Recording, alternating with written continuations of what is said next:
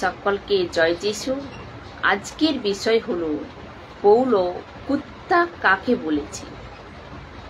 এখন এরকম লোকে যে পরমেশ্বর ধার্মিকতার অধীনে থাকে না, এরকম লোকেদেরকে পৌল কি নাম দিচ্ছে? ফিলিপ্পীয় 3 অধ্যায় 2 নম্বর বাক্যে কুত্তা, সাপ, বার্ডস, বেল, ফিশেস, এদের আমি গলত বলছি না।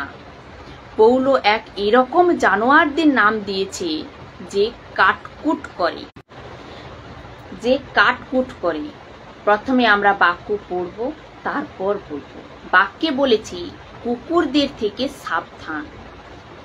যার কাছে কুকুর আছে ওকে না বাইরে করে। আমি ওর কথা বলছি না, কুকুরের মতো কিছু হরকত ওদের কথাই বলছি। দেখুন বাক্যে বলছে যারা দেহকে ছিন্ন ভিন্ন করতে চায় তাদের থেকে সাবধান। বাইবেলে যে কুত্তার কথা বলা হয়েছে ও 4 পা কুত্তা নয়, ও কুত্তা যার 2 পা আছে। ও কুত্তা যে পরমেশ্বরের বাক্যকে নিয়ে ছিন্ন ভিন্ন করে, ম্যানিপুলেট করে। আপনারা জানেন পেন্টিকস্ট দিনে ভূচাল এসেছিল। প্রশিষ্যচরিত 17 অধ্যায় 6 নম্বর পড়লে আমরা তা বুঝতে পারি বা ওটা ক্লিয়ার হয়ে যায়। ওখানে ভূচাল অর্থাৎ লন্ডভন্ড কিরকম ছিল? ওখানকার লোক বলেছিল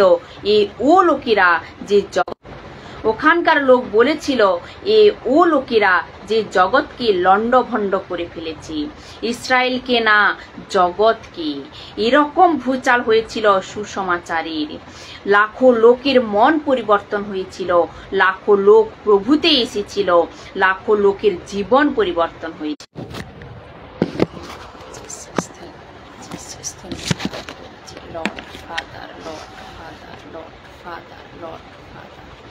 লাখো লোকের জীবন পরিবর্তন হয়েছিল, লাখো লোক সত্যকে জেনে প্রভুর কাছে এসেছিল, লাখো লাখো লোক ওদের মাঝে ও ঢুকে গিয়েছিল। ছিন্ন ভিন্ন করা কুত্তা। আমি আপনাদের প্রুফ দিচ্ছি। কোথা থেকে না, দেখুন প্রেরিত বা প্রশিষ্যচরিত 15 অধ্যায় 1 নম্বর বাক্যে রয়েছে। দেখুন কি বলছে। পৌলের সাথে খুব ঝগড়া হয়েছিল, খতনা করা বালার সাথে। ঝগড়া এমন হয়েছিল কি পুছোই মত। আর যখন কথা কেউ শুনছিল না, ওই কথা নিয়ে জেরুসালেমে গিয়েছিল, যা হেড অফিস ছিল ওই সময়ে। পিতর ছিল, যাকুব ছিল, যা পিলাতস ছিল মানা হতো, বা অ্যাপোস্তল। পৌল পরে তো পিতর ছিল, যাকুব ছিল, যা পিলার্স মানা হতো, যা অ্যাপোস্তল। পৌল পরে অ্যাপোস্তল বেনেছে, কিন্তু পিতর প্রথম থেকে ছিল। ওই ব্যক্তিকে পৌলর স্টেটমেন্টে লোক যখন শুনছিল না, ছিন্ন ভিন্ন, তো মিটিং বসেছিল পিতরের কাছে, আর ওখানে সিদ্ধান্ত নেওয়া হলো। Acts chapter 15 ওয়াজ 19, Acts chapter 15 ওয়াজ 28 থেকে 29। কি পবিত্র আত্মা ত্যাগ করেছে কি যে লোক অন্য জাতি থেকে প্রভুতে আসে আমরা তাকে দুঃখ না দিই, দুঃখ অর্থাৎ খতনা না করে, কাটকুট বা ছিন্ন ভিন্ন। আমি বিশ্বের সবাইকে বলছি, যারা যারা দশমাংশ নেয় ওদের এক হয় সেবা, প্রভুর সেবা সচ্চে মন থেকে নিঃস্বার্থভাবে, আর এক হয় পেটের সেবা বা পেটের জন্য সেবা। এজন্য যিশু বহুতই পরিষ্কার ভাবে বলেছে কি 2জন স্বামী রয়েছে, এক হলো পয়সা আর এক হলো পরমেশ্বর। তো তুমি 2জনের সেবা করতে পারো না। প্রবলেম কি জানেন? আজ যিশু বলছে না, 7 কলেসিয়া যিশু বলেছিল না, কলসীয় 7 অধ্যায় 3 নম্বর বাক্যে, না তো তুমি গরম না তো ঠান্ডা। আজকাল কিরকম জানেন? এরকম সেবক, এরকম পাস্টার ওপেন বলছি, পরমেশ্বরকে মাস্টার বানিয়ে রেখেছে। গুনগুনে এখন আপনারা বুঝতে পেরেছেন তো পৌলো কনটেক্সটে পল কাকে বলছে? কুকুর বা কুত্তা। বলছে কি কুকুরদের থেকে সাবধান, যারা মন্দ কাজ করে ও যারা দেহকে ছিন্ন ভিন্ন ওদের থেকে সাবধান। এবার আসছি কনটেক্সটে। বাক্য দেখুন 3 কি বলছে, কারণ আমরাই তো প্রকৃত সুন্নত হওয়া লোক, আমরা ঈশ্বরের আত্মায় উপাসনা করি আর খ্রিস্ট যিশুতে গর্ববোধ করি। আমরা নিজেদের ওপর বা বাহ্যিক কোনো কিছু করার ওপর আস্থা রাখি না। ইহুদি হয়েও, সুন্নত হয়েও, ইসরায়েলি হয়েও, মেসিয়ানিক জুইস হয়েও পরমেশ্বরের আত্মার অগুয়াইতে উপাসনা করে। উপাসনা অর্থাৎ গানের কথা হচ্ছে না। উপাসনার অর্থ হলো মিনিস্ট্রি, নিজের জীবনকে নিয়ে চলছে। ইহুদি কিন্তু কনভার্ট, ওই সময়ের লোক যারা ইহুদি কথাকে প্রমোট করে। পৌলো ইহুদি হয়েও পরমেশ্বরের অগুয়াইতে সেবা করত। ও কোনোদিন বলেনি কি 613 কানুনের কালচার কি, ওকে শেখো, বিলকুল শেখায়নি। আর না তো দশমাংশের কোনো টিচিং দিয়েছে। উনি কিছু উদাহরণ দিয়েছেন, যেমন প্রথমে করন্থীয় 8 অধ্যায় 9 অধ্যায় 8 অধ্যায় 9 অধ্যায় দাউদ বলেছিল বেলের মুখ না বাঁধো। কিছু উদাহরণ দেখো, এরকম লেখা আছে কি না, কিন্তু বলছে কি ওকেও নিজের ওপর লাগু করেনি, যখন কি ও করতে পারত বা করতে পারতাম। আর আজকালের সেবক কি বলছে দেখছো, আর আজকালের সেবক কি বলছে দেখেছো, লেখা আছে। আরে প্রথমে কি লেখা আছে ও পড়ো। পৌলো লিখেছে আর তারপর কি বলছে ও তো দেখো। পৌলো বলছে আমি ওকে কাজে নিয়ে আসিনি, যখন কি আমি নিয়ে আসতে পারতাম। আবার বলছে কি যে নিজে মেহনত করে না, ও কালেশিয়া পয়সাতে রুটি খাবে না। এ তো বলছে তা কেন ধরছেন না? বড় চালাক এলো, কিন্তু ফিরে আসছি বাক্যের ওপর। আর খ্রিস্ট যিশুতে গর্ববোধ করি। আমরা নিজেদের ওপর বা বাহ্যিক কোনো কিছু করার ওপর আস্থা রাখি না। খতনা অর্থাৎ সুন্নতের ওপর ভরসা করি না। 613 কানুন ইহুদি ও ইসরায়েলির তানাককে বা তোরাকে আমরা মানি না। দেখুন পরিষ্কারভাবে লেখা আছে ঘমণ্ড করি না। বাক্য 4, যদিও আমি নিজের ওপর আস্থা রাখতে পারতাম তবুও আমি তা করি না। যদি কোনো লোকের মনে হয় যে সে নিজের ওপর আস্থা রাখতে পারে, তবে তার জানা ভালো যে নিজের ওপর আস্থা রাখার জন্য আরো বড় কারণ আমার আছে। কেন? আসুন পড়ি। বাক্য 5 দেখুন কি বলছে, জন্মের পর যখন আমার বয়স 8 দিন তখন আমার সুন্নত হয়েছে। আমি ইসরায়েলের বিন্যামিন গোষ্ঠীর লোক। আমি একজন ইব্রিয়, আমার বাবা মা ইব্রিয়। মসজিদ বিধি ব্যবস্থার পালনে গোঁড়া হওয়া আমি ফরিসি হয়েছিলাম।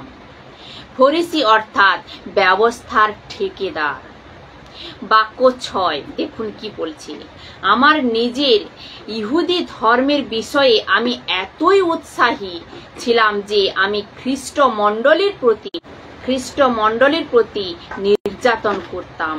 আমি এখন নিখুঁতভাবে মসির বিধি ব্যবস্থা পালন করতাম যে তার মধ্যে কোনো ত্রুটি ছিল না। ও নিখুঁত ও নির্দোষ ছিল। কেননা ব্যবস্থার ধার্মিকতাকে কাট টু কাট ফলো করতাম। ওর বিষয়ে পৌলো বলছে আমি নির্দোষ ছিলাম, আমি সব করতাম। দান দিতাম, সুন্নত হয়েছে, আমার স্যাক্রিফাইস করতাম, অ্যানিমেলস ব্লাড চড়াতাম, সব কিছু করতাম। এজন্য বলছে আমি নির্দোষ। বাক্য 7 নম্বর বাক্যে বলছে, এক সময় ওই সব বিষয় আমার কাছে খুবই গুরুত্বপূর্ণ ছিল, কিন্তু আমি খ্রিস্টকে পেয়েছি, তাই ওই সব বিষয়ের মূল্য আর আমার কাছে রইল না। হানি অর্থাৎ লোকসান, অর্থাৎ ক্ষতি। কিছু জিনিস আমার ক্ষতি করেছে, আমি ওকে মূল্য বুঝিনি। 613 কানুন যাতে 10 মাংস আসে, আমি ওকে হানি বুঝেছি। আজকালের পাস্টার এ শেখায় না, কিন্তু আজ দুনিয়া স্মার্ট হচ্ছে, আজ কালেসিয়া স্মার্ট হচ্ছে। আমি সবাইকে রিকোয়েস্ট করতে চাই, যারা যারা এই ভিডিওটি দেখছেন আপনাদের সবাইকে রিকোয়েস্ট করতে চাই, এবং যারা চার্চে যায়, যখনই পাস্টার ও যেখানকারই পাস্টার হোক না কেন, ও যেখানকারই সেবক হোক না কেন, ন্যাশনাল বা ইন্টারন্যাশনাল, মেগা চার্চ, ছোট চার্চ, প্রশ্ন করুন যে 10 মাংসের কথা বাইবেলে কোথায় লেখা আছে। প্রথম কথা, নতুন নিয়মে নই বাচাকে দাইরে বালাকে কোথায় লেখা আছে প্রথমে। দ্বিতীয়, কৃপা করে আমাকে বলুন কি যে 10 মাংসে কোথা থেকে আসছে, 10 মাংস কোথা থেকে এসেছে। আর আপনাদেরকে বলি, আপনি যখন জিজ্ঞাসা করবেন আর উনি বললেন এ ব্যবস্থার আপনি যখন জিজ্ঞাসা করলেন আর উনি বললেন যে এ ব্যবস্থা ডায়েরিতে আসে না, ব্যাস ওখানেই ও গলত হয়ে যাবে। যদি ব্যবস্থার ডায়েরিতে আসে না, তো 613 তোরাতে, তানাকতে, মসির ওই নিয়মে আসে না যা ইসরায়েলের জন্য দেওয়া হয়েছে। তো আপনি আপনাদের ওপর কেন নিচ্ছেন বা কেন দিচ্ছেন আপনি আমাদের ওপর? প্রবলেম কি জানেন বন্ধুরা?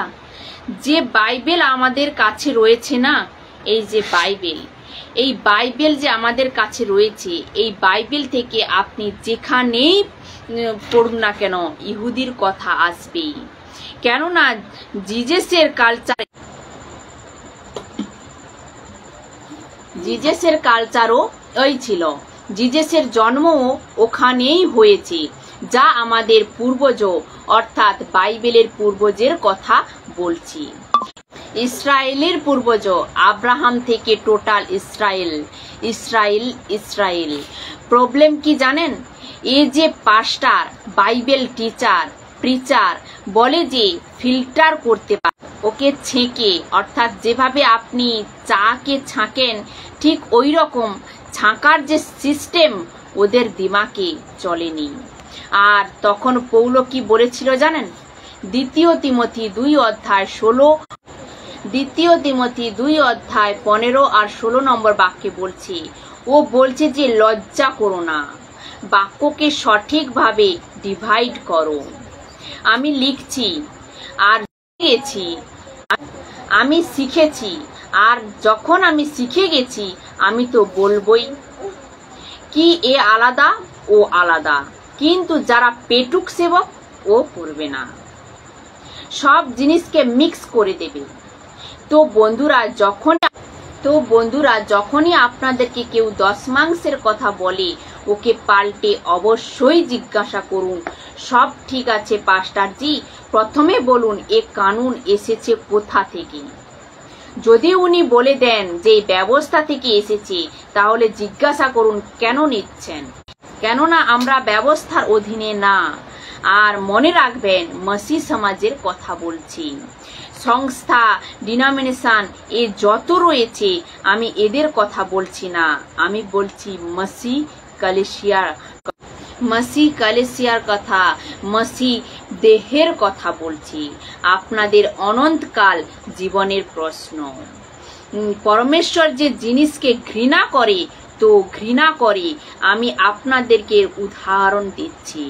আপনারা জানেন পরমেশ্বর কেন এত ক্রোধিত হন? যখন ওর কথা মানেন না।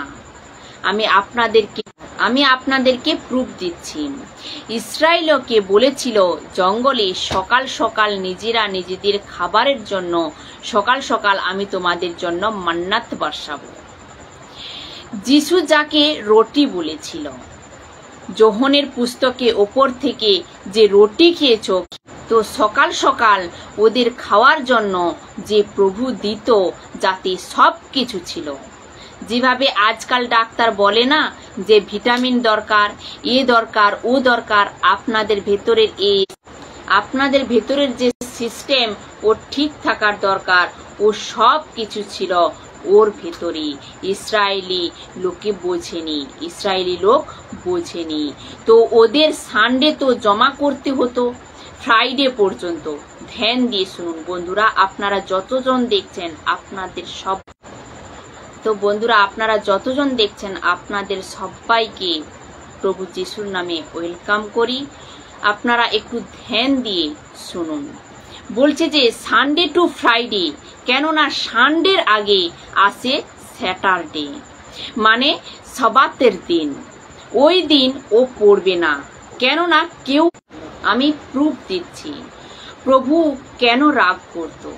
কিন্তু এ লোক চাইতো যে সবাতের দিনও পড়ে, কিন্তু কিছু মিলতো না, সবাতের দিন কিছু মিলতো না। লেখা আছে, সব লেখা আছে। এই যে আমাদের এই যে বাইবেল, এই বাইবেলের মধ্যে সব লেখা রয়েছে। ওদের মধ্যে কিছু বিচিত্র পরিবার বলে কি, ভাই কাল সকালে কে উঠবে, রাতে লেটে শুয়েছে, এর জন্য দেরি করে সকালে উঠবো। এক কাজ করি, একদিন এক্সট্রা রেখে দিই। এরকম বুদ্ধিজীবী লোকও ছিল। তো ওরা যে এক্সট্রা জমা করে রেখেছিল, বর্তনে যেদিন ছিল ওই দিন ঠিক ছিল। যেদিন ওরা রেখেছিল যেভাবে, ওই দিন ঠিক ছিল, বিলকুল ফ্রেশ ছিল। কিন্তু যে দ্বিতীয় দিন এসেছিল, ডাব্বা খুলেছে তো ওতে লেগে গেছে পোকা। লিখিত রয়েছে এই বাইবেলে, লিখিত রয়েছে। ওই মান্নাতে লেগে গেছে পোকা। তো এখন প্রশ্ন, তো বন্ধুরা আপনাদের কাছে আমার এটাই প্রশ্ন যে ওই মান্নাতে পোকা লাগিয়েছে কে? যদি আপনাদের জানা থাকে প্লিজ কমেন্ট। তো ওই মান্নাতে কে পোকা লাগিয়েছে? পরমেশ্বর। এখন আপনারা বুঝতে পেরেছেন তো কি যে জিনিস পরমেশ্বর পছন্দ করে না, ওতে বড়ই নফরত বা ঘৃণা করে। পিতলের সাপ, ওকে দেখো, আর যাকে যাকে সাপে কেটেছে বেঁচে যাও। ওই পিতলের সাপকে ইসরায়েলরা পূজা করার জন্য সাধন বানিয়ে দিয়েছে। পৌলো বলছে যে জিনিসে আমার প্রথমে ফায়দা ছিল 613 কানুন, সেখানে আমি ব্যবস্থার ধার্মিকতাতে নিজেকে প্রথম ধার্মিক ভাবতাম, ওই আমার জন্য হানি বেনে গেছি। আর আজকাল কি শেখাচ্ছে? পৌলো যাকে হানি বা ক্ষতিকারক বলছে সেটাই শেখাচ্ছে। এরকম লোক যত জুডিয়াসকে প্রমোট করে, আমি ওদের সবাইকে বলতে চাই এই ভিডিও একবার দেখুন, তারপর আপনি আর যে মসিদেহের লোক ওদের বলছে, আপনারা উল্টে ওদের জিজ্ঞাসা করুন কি, যখন পৌলো নিজে বলছে যে এ হানি বা ক্ষতিকারক জিনিস লোকসান পৌঁছায়, আর লোকসান টিচিং আমাদের ওপর কেন দিচ্ছেন? বাক্য 8, কেবল ওই সব বিষয় নয়, বরং সমস্ত কিছুই আমার প্রভু যীশুখ্রিস্টের জ্ঞানের শ্রেষ্ঠতার কাছে নিতান্তই নগণ্য বলে মনে করলাম। তার জন্য আমি সবই বর্জন করেছি। এখন আমি ওই সব কিছু আবর্জনার মতোই মনে করি। ওই সব কিছু আবর্জনার মতোই মনে করি। বাপরে, দেখুন, আবর্জনা অর্থাৎ নোংরা। আর তোমাদের মতো লোক যে জুডিয়াস টিচিংকে প্রমোট করে, ওকে পৌলো বলে কি? আবর্জনা। এখানে 613 কানুনে বলছে কি না, যিশু ইহুদি। কি বলছে? যিশু ইহুদি। এ চ্যালেঞ্জ যে খুঁজে বের করে দিন, বিলকুল কাট টু কাট হতে হবে। যেরকম বলছে যহুদার গোত্র, যহুদার বংশ, এরকম স্টেটমেন্ট নয়। জিজেস জিহুদি এ চাই। আমি আপনাদের বলছি, কোথাও খুঁজে পাবেন না। এরকম প্রচারক ফলোও করবেন না, আর সাবস্ক্রাইবও করবেন না। আমার এই প্রচার, যিশুর টিচিং যা আমি নিয়ে চলছি, যার কাছে এর টিচিং রয়েছে, আর আমি নিয়ে চলছি, যার দ্বারা আমি আপনাদের খাওয়াচ্ছি, আপনার অনন্তকালের জীবন সেফ রয়েছে, আর আপনার র্যাপচারও সেফ রয়েছে। সোজা কথা। মাসি মার্কেটে হয়তো এরকম কেউ বলেনি যা আমি বললাম এখন। তো পৌলো প্রথমে বলে কি হানি বা ক্ষতিকারক, আর দ্বিতীয় বলে কি আমি ওকে আবর্জনা ভাবি। কাকে? কনটেক্সটে দেখুন, ব্যবস্থাকে। কাকে আবর্জনা ভাবছে? না, ব্যবস্থাকে। তারপর বলছে কি আমি ওই সব কিছু আবর্জনার মতোই মনে করি, আর খ্রিস্টকে আরো বেশি করে পেতে এ আমায় সাহায্য করে। এর অর্থ হলো ব্যবস্থার পিছনে চলবে, ওকে মসিহ প্রাপ্ত হবে না, আর ও মসির পেছনে চলে, ওকে ব্যবস্থার হানি বা ক্ষতিকারক আর আবর্জনা মনে করে। এ আমার স্টেটমেন্ট নয়, এ পৌলোর স্টেটমেন্ট, বাক্য নয়। দেখুন কি বলছে, এবং তার সঙ্গে সংযুক্ত রাখো। কার সঙ্গে? যিশুর সঙ্গে সংযুক্ত রাখো, যিশুর সাথে যুক্ত রাখো। ইহুদিতে নয়, যিশুতে, নট ইহুদিতে। খ্রিস্টেতে আমি ধার্মিক প্রতিপন্ন হয়েছি। দেখুন, ব্যবস্থা যিশুর ছাতার নিচে আসেনি, ব্যবস্থা যিশুর ছাতার নিচে আসেনি। এই ধার্মিক প্রতিপন্ন হওয়া আমার বিধি ব্যবস্থা পালনের মধ্য দিয়ে আসেনি, ঈশ্বরের কাছ থেকে দান রূপে এ আমি পেয়েছি। খ্রিস্টে আমার সে বিশ্বাস আছে, এই বিশ্বাসের মাধ্যমে ঈশ্বর আমাকে ধার্মিক প্রতিপন্ন করেন। ব্যবস্থাতে চললে মিলতো না, ব্যবস্থাতে চললে মিলতো না। তো বন্ধুরা, এখন পর্যন্ত আপনাদের কিরকম লাগছে? এই জন্য বলছে না, কুকুরদের থেকে সাবধান। এখন আপনারা বুঝতে পারছেন কুকুর কাকে বলছে পৌলো। এখন আপনাদের বলি, টোটাল 5 প্রকারের কনভেন্ট রয়েছিল। এক হচ্ছে God's covenant with Adam, gods